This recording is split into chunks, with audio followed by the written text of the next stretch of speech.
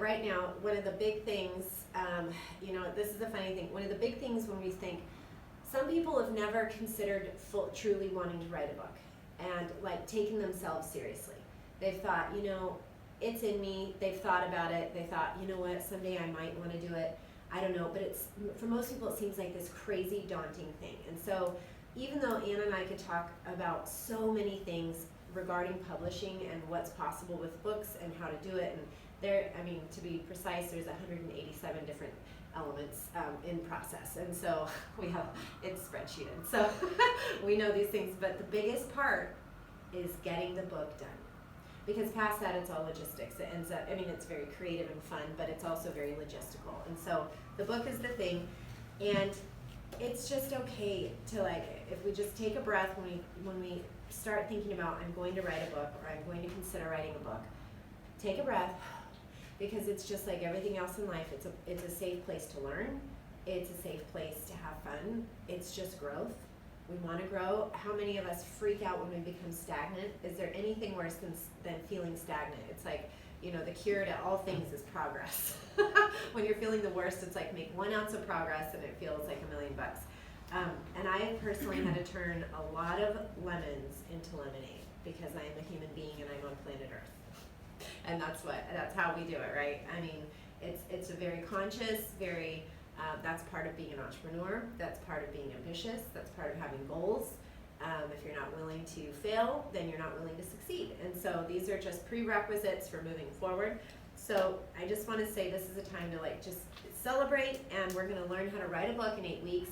And you're going to be surprised at how straightforward and simple this process is. And when I say simple, I'm not trying to undermine the process. I think it's important for us to not overcomplicate it, because we really can. So we're going to talk about how to write a book in 8 weeks, and also the 5 fatal mistakes that a lot of authors make when they're getting started, when they're thinking about what am I going to write about, what's this process going to look like. So we'll start with that. So this is a solution to what some people feel like is climbing Mount Everest. They'll find that it's actually a fun, very cool vacation. So when we're doing this, if you guys want to pass these around, and then if okay, yes, there we go. So can I take one as well? There we go. Okay, so we're going to get into the book writing blueprint here in a second, but I'm going to first, these are the 5 fatal mistakes. The first mistake, and so the book writing blueprint we're going to do in a second, what I just handed out, but this one is the first fatal mistake that authors can make is they do not ask the question, what do I really want to get out of this book?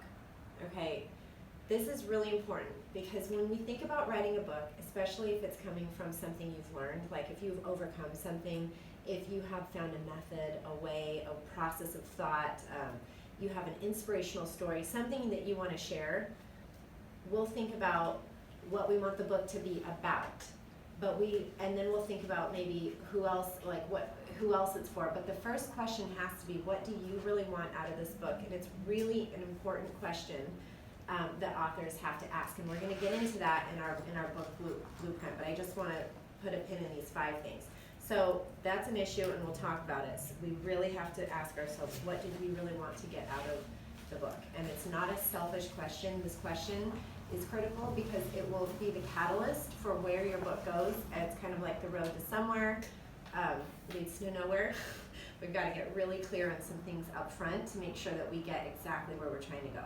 And the next fatal mistake that authors can make is not asking who this book is for. That first question is, what do I really want to get out of this book? What do I need this book to do for me? The next one's, who exactly is this book for?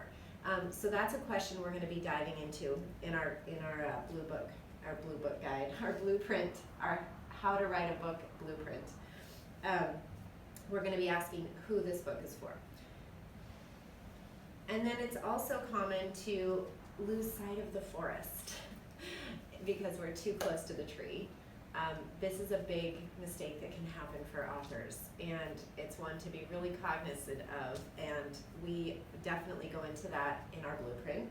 But this is the one where we can get so close to our own story, so close to our own information, that it just feels like we're this far away from it, so it can become stifling, where, you know, it's like we're right here focused, and then we can't see the rest of our story, and we're not sure where we want to go. So there has to be this kind of balance between coming in close on the details and then pulling back on the forest, and this oscillation to be able to make progress in a timely manner. Being afraid to fail, that's probably at the gut level for a lot of people. When we think about, you know, what does Brene Brown say? She said something wonderful. Everything Brene Brown says is wonderful, but one thing was, you know, something like vulnerability is putting yourself out there, willingness to show up and be seen while not knowing the outcome. So vulnerability isn't like how much you share. Like, you don't, it's not about sharing your deepest, darkest secrets. That's not the big vulnerability. The vulnerability is doing something with no guarantee of the outcome. That's what makes us feel like, what if it does this? What if it does that? And so being willing to be vulnerable is a prerequisite to being willing to step into this kind of process where just letting go, because we have to be willing to fail to have success. And so and in my mind, failure should be stricken from the English language, in the sense that learning is just an absolute must for all of us. So this can actually be this beautiful process, and I guarantee as you move forward, you hit the targets that you're trying to hit when you walk into this eyes wide open. It doesn't have to be this difficult, painful thing, which is wonderful, and that's what we do.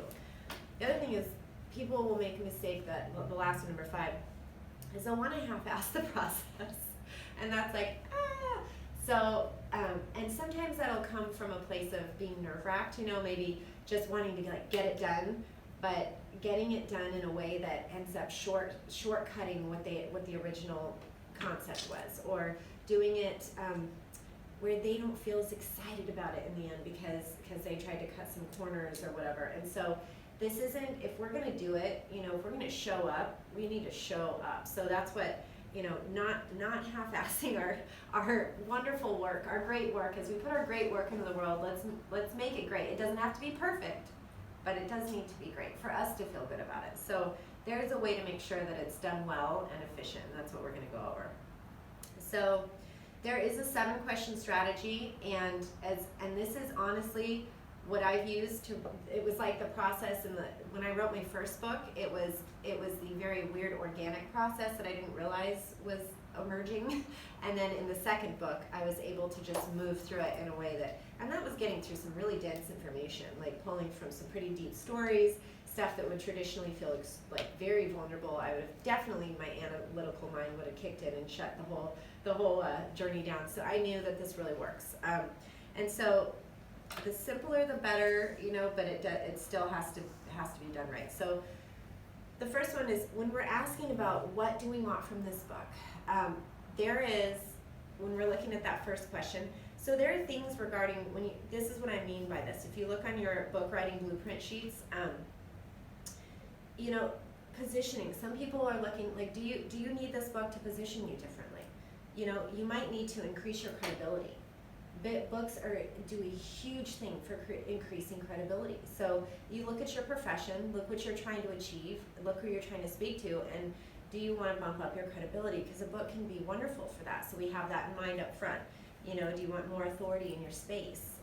Be considered. You know, do we need to set you apart? Are you trying to emerge from the many? You know, and the beautiful thing though is you know, I'm a firm believer that all of us have a completely unique voice. So there's never a problem with, I mean, me and someone else can literally say the exact same words, and it will be received from me and that person uniquely to our own tribes. That's just how humanity works, and it's beautiful that way. We all matter, and each thing that we say is going to help each other. So there's no shortage of help until this world is like perfectly peaceful and harmony. If that was going to ever happen, as long as there's still problems in the world, then may we all show up as much as possible. But So, you know, but if we're looking for that positioning that's going to help us get the message out, books are huge for that. Identify, like, do you need more leverage? Are you slammed? Are you a coach and you're trading all of your time for money? Every time you work with a client, they're paying you for that hour and you're giving them an hour, and this exchange time for money, it's like a very, you can't scale, you know, so maybe you wanna help a lot more people, but you can't physically do it. And so a one-to-many approach is beautiful because you can have one work in a book form, or, you know, or whatever other, you know, in our case it's books, but, you know, courses and whatnot. You can have all of your information and then help many at the same time, and it's realistic. So it's, you know, one-to-many can help so many people in their space. Fulfillment. So for some of us, it's just a dream. You know, and remember, you can have all of these can apply to you, but, you know, some will just apply to you more than others. But fulfillment, if it's just been a dream or a goal. I mean, I know for me, what really, it became clear to me the closer I got to writing a book, it became more and more clear regarding positioning. I was like, oh, when I got more serious about it, I was like, this will really help me to help more people. They're on a practical level, it started making more and more sense to me. But initially, it was just this crazy thing where I would just wake up and think, I'm gonna write a book, and then I'd be like, oh, who am I to write a book? That's crazy. Like, you're not a literary artist, you know. I'm like, so I struggled with that. But for some of us, you just know it's been a dream, it's been a goal, it's in you. So you just, if nothing else, you want to, when you slide into home base at the end of this awesome journey, you want to say, yeah, I did it. I wrote a book. You know, it might be that. It's a gateway business card. You know, sometimes you want to book more speaking engagements. This is huge. If you want to be a speaker and you want to get yourself out there, having a book is just a huge part of being able to do that.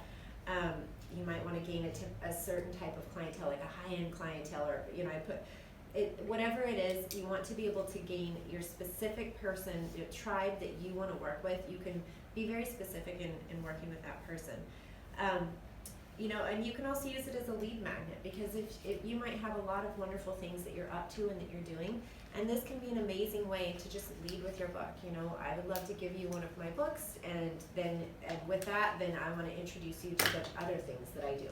It's so natural, and it's actually an exchange of abundance. So it doesn't ever, you're not selling things, you're just offering good things in the world, and you cannot go wrong with it. So really let yourself answer the question, like, what do you dream of and envision for yourself in having this book? What do you want it to do for you? And so you can just jot down a few things that come to mind. This is something that you can sit and take time with, but I want to make sure that you understand it as I go through.